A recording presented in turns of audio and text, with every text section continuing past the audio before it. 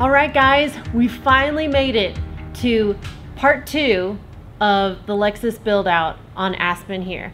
And we are putting on today the Kaymar bumper from Australia. So excited to do this because then I get the tire off the roof and access for a tent. I mean, I could sit up there. I could do whatever I want to up there. It's gonna be great. So I'm super excited for getting this bumper on. And just in case you're wondering where the heck we're at right now, no, we haven't got our own shop yet, but I'm hoping one day. One day. We're actually back at Mike and Mel's place here at TV Dairy. So yeah. Thanks, Mike, for letting us take over your shop for a bit. Okay, so there's a lot of different ways that you can outfit these Kaymar bumpers. What we're going with is the dual jerry can holder. We've also got our spare tire swing out and the accessory pop-up light, along with a high lift jack mount that we're going to put on here as well. So we're going to get busy. We're going to get this on because we don't want to be in Mike's way for too long. And hopefully the end result is going to bring our clearance from the current tow hitch a little bit higher, because this is actually integrated into the Kaymar. So I'm pretty excited. This is what I would call or classify a lightweight bumper. It is not built so much for armor as it is for clearance and functionality, which is primarily what we want for what we do. This is going to help give her a lot more clearance on the trails, but not weigh her down with a lot of unnecessary armor for something that you would really just need in a rock crawling situation.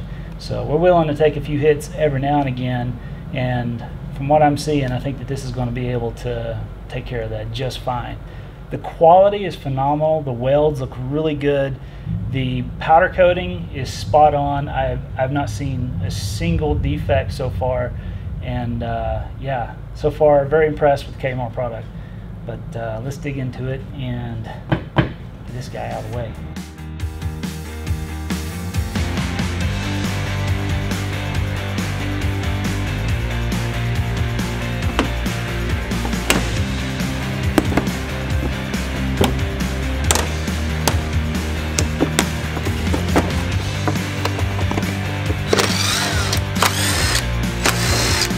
I lose the tip.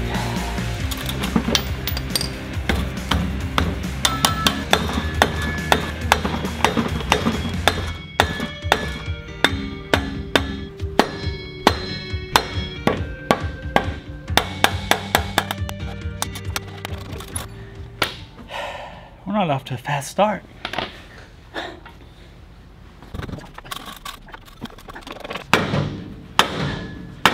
Son of a biscuit. Oh my gosh, it's all the way to here. It is all the way to right here. Dang. How in the world? We'd have been here all night.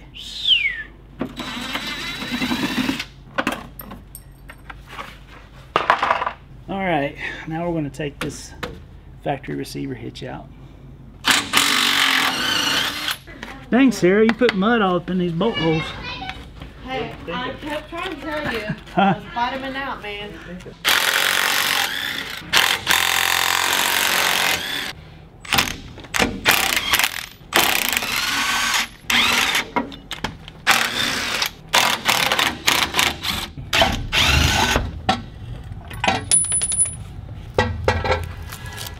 That's so heavy.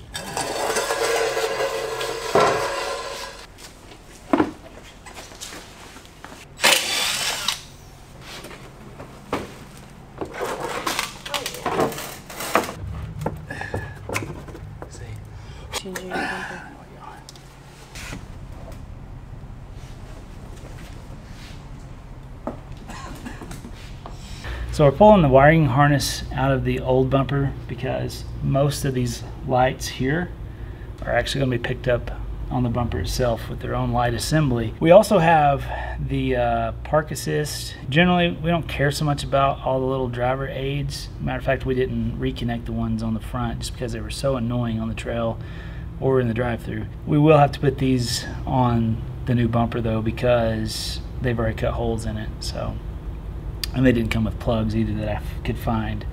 So we'll just put this on there, and they're currently white, so we'll have to paint those at some point. So what are we working on now? Brake lights, tail lights, and turn signals come from the factory light. So we're just going to unwind this factory harness here, tap into it with some extra wire, and then that'll go down to the bumper. And then all we have to do after that is grab our reverse power, which will come from the parking sensor circuit. So just knocking this out now before we get too far into this and find out we don't have very good access. So trying to work smarter, not harder.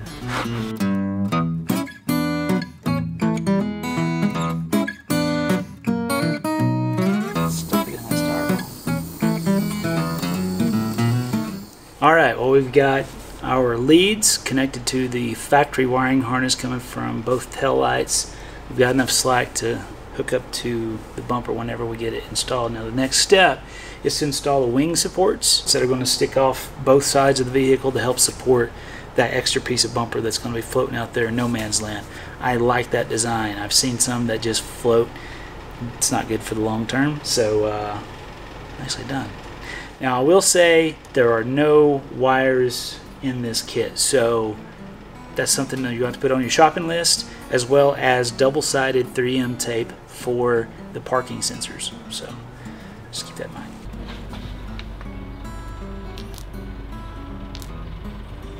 The key to installing any bumper is to keep all mounting hardware loose until you're ready for final alignment. After a quick test fit, we were unable to obtain proper alignment of the wing support brackets, so a bit of enlargement was needed, along with some fender washers for spacing. We're not sure if this is due to the small differences in the Prado versus GX chassis, or if the brackets themselves were just a touch off, but we worked around it and passed this finding back to Kaymar America for review. Alright, so just something to keep in mind. You're always going to find some sort of frustrating point when you're installing critical, massive components like bumpers. But I'll also say to the manufacturers, one small misstep can add 10 to 30% more time to the install. It makes it very frustrating for the end user. So that's why we always try and make extra effort to give feedback to the people who send us gear like this so they can improve it for you. So I'm just a little frustrated, as anyone would be, but this is all part of the process, and we're going to give feedback, and hopefully they'll make some adjustments so that you don't end up with little frustrations like this. It's just a bolt. It's just a small bolt. But when you spend an hour trying to get it in a position, it gets a bit frustrating. It doesn't negate the entire product, but it's one small improvement that you can make so that the end user ends up being a lot happier.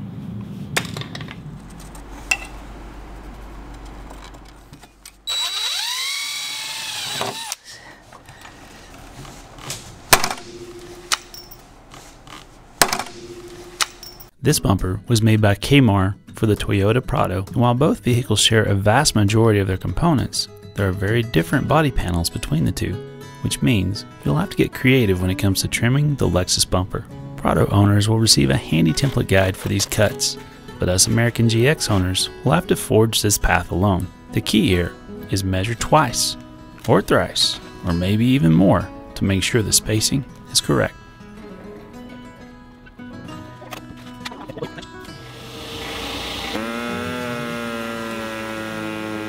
Ideally, you'll want 3/8 to a ½ inch of gap between the bumper and the body panels to allow for flex on rough trails. Just make sure your bumper is fully tightened and aligned before taking these measurements, or you'll end up with a nasty surprise once it's said and done. Yeah, baby. I'm glad I didn't do a ½ inch gap though. That would have been a little much, huh? Would have been a little much, but that is perfect. By the time we put our trim piece in there. Yep. Sweet. It'll look just like the picture. Just like the picture.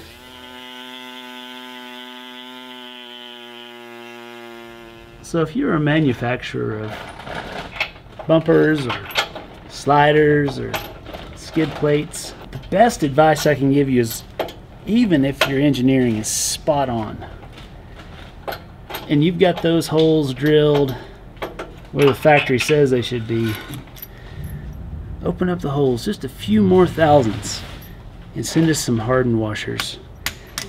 Us installers would just give you a big old wet kiss for that. I'm telling you, it's the simplest thing. A little bit extra space, because you're not Toyota. and you're not Lexus, and these tolerances are built like a spaceship. So, I mean, the hole is lined up. It's literally there, but it won't go. Open them up just a little bit. Just a little bit. With time working against us, we had to slide the cameras aside and focus on getting the final pieces installed. While the installation took a bit longer than we had hoped, the final product turned out to be what we had hoped for. Something not too heavy, but with tons of convenience and clearance. When you consider the deletion of the heavy factory tow hitch and bracketry, we estimated the net weight addition to be in the neighborhood of 75 pounds. Well, the bumper is on, and I've never installed a major component on one of these vehicles, like a bumper, like a slider, without some kind of issue. And this one had its fair share as well. Mostly just because of misalignment issues. But the finished product looks spectacular. So let's get this spare off, get it mounted, take a look at what we got.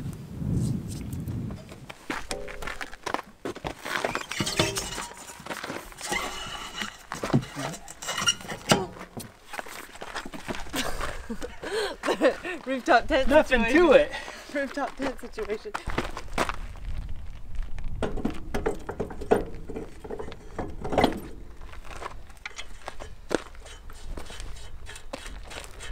Ooh, Does she look like That an looks overland good. vehicle now? that's good.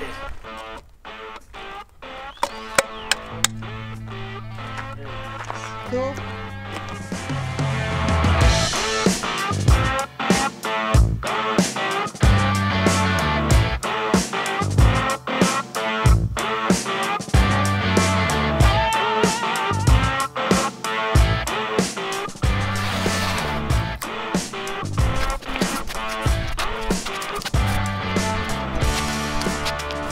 Next on the list was the Ironman4x4 Snorkel install. It's also one of the more nerve-wracking installations when you consider a misplaced entry is going to need more than touch-up paint to fix. While this snorkel was designed for the Prado, the included template seemed close enough for us to hit the mark. But still, it makes one's palm sweat and heart race to drill a perfectly good Lexus fender.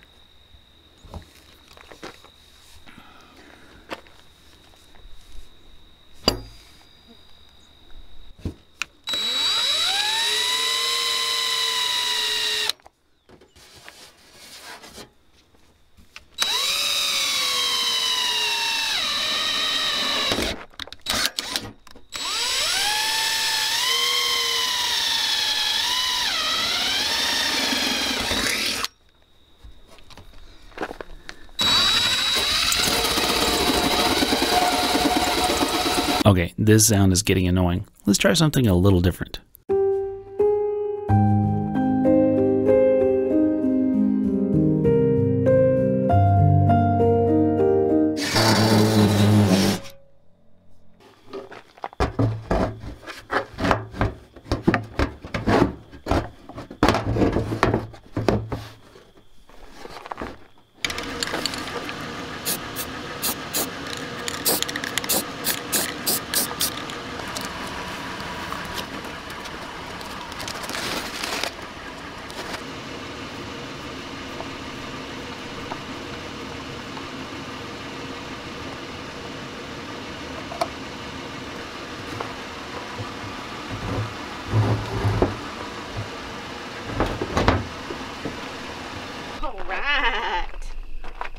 What do you think about that?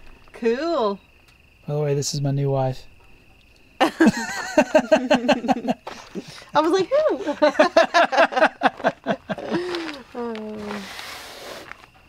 It looks good and it fits good now, but it was, you know, it's made for a Prado. Prado. It's a Prado. Prado. Sorry. There's just a lot of harsh contact right there because of this like hump. That wouldn't be there on the Prado. It would be more straight edged. Yeah. But I was able to like get enough flex in it to pull it all down. Cool. So, Wasn't expecting that. well, there you go. Cool. You're welcome. Thanks. Just need a little Sunday project. Right?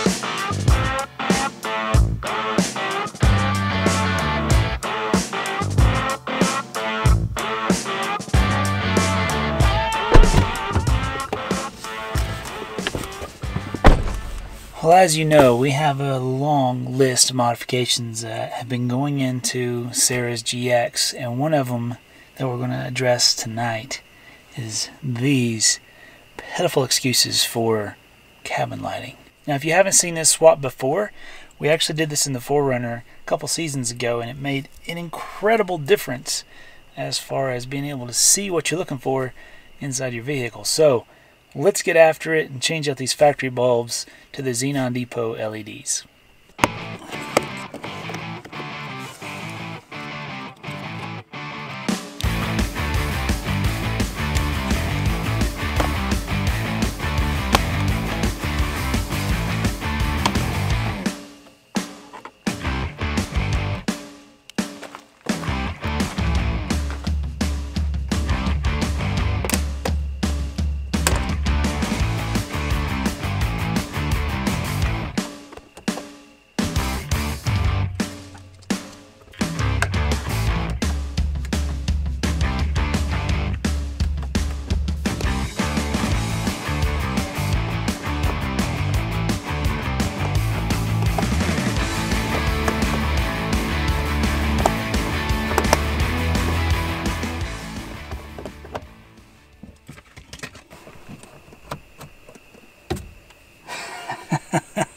Now we're talking. It's just a little bit different, is it not? And this whole thing took maybe 20-25 minutes. Such an easy, simple mod to do. But I can actually see. Yeah. You gotta do this.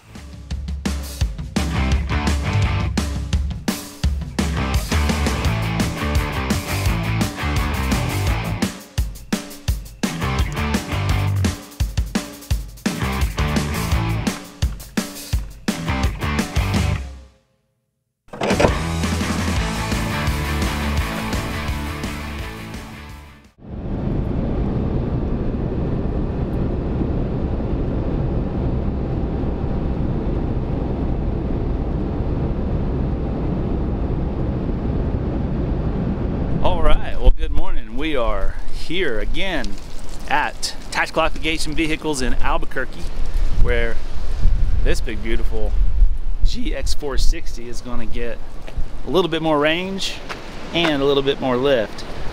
My lovely bride is nice and toasty inside. She refuses to step out because it is 34 degrees and the wind's blowing, well, that fast. So let's get inside where it's warm and start working on this thing. Good to see you again, man. Good to see you, Kevin. How you doing? Good.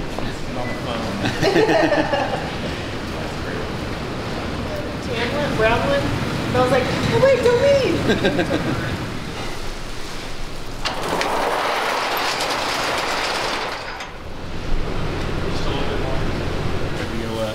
Oh, that's a nice touch.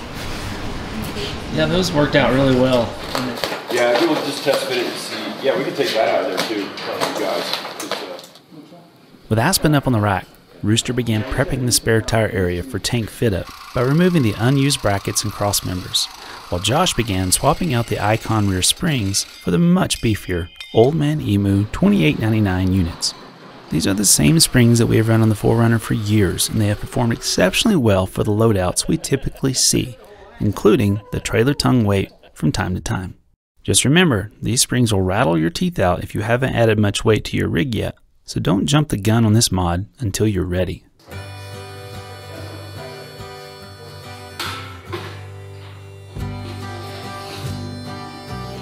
While we were at it, we had Josh throw in a set of KDSS spacers from Treaty Oak Off-Road. We bought the full set, but unfortunately the front spacer didn't play well with the tolerances of the Victory 4x4 skid plate, even after some trimming. And speaking of skid plates, this was a great time to see how they fared during the high country trip.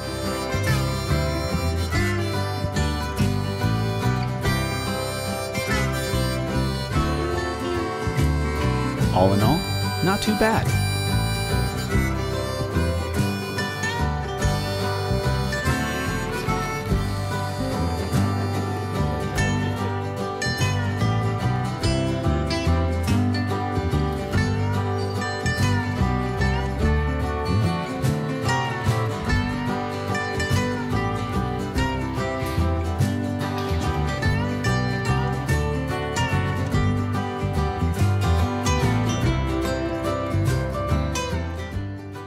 If you're new to this channel, we think it's important to note that this isn't our first time having an auxiliary tank installed. You can see a more in-depth video on this process when we had our 4Runner outfitted with the first 5th gen tank to land in the States from Australia. After a year of testing, feedback, and multiple improvements to the unit on the 4Runner, this is the result. A smaller, lower profile tank to help clear the departure angle zone. We will be sharing a detailed review of this and the 4Runner's auxiliary tank from Long Range Automotive in an upcoming video. Cool.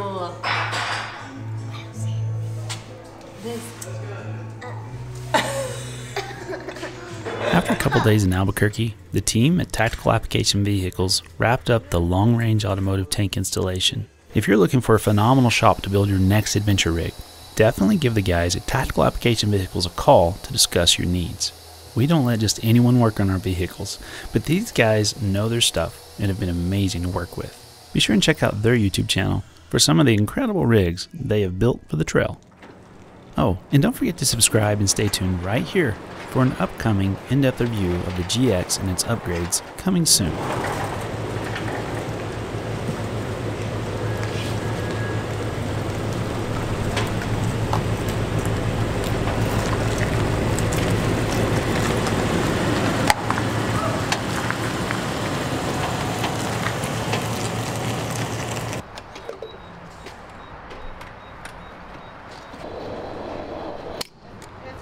After topping off with a grand total of 47 gallons of fuel, we struck off on our next adventure with a whole new arsenal of tricks up our sleeves.